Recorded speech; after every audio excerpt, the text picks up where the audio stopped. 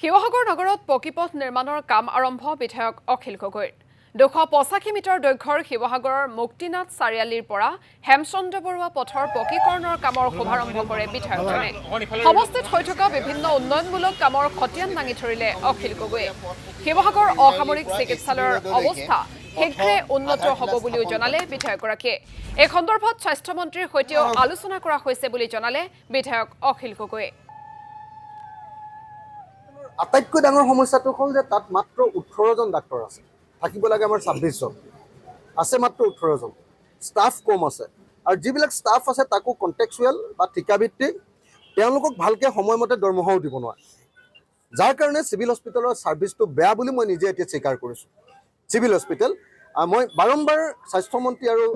মুখ্যমন্ত্ৰীক জনাইছো যে শিৱসাগৰ সিভিল হস্পিটেলৰ অৱস্থা ভাল কৰিব লাগে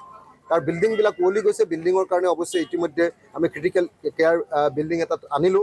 কিন্তু তাত ইলেক্ট্ৰিফিকেশনো অতি পুৰণি তাতে জেনেৰেটৰো বেয়া হৈ থাকে তাতে লাইটিংখিনিও খুব বেয়া তাতে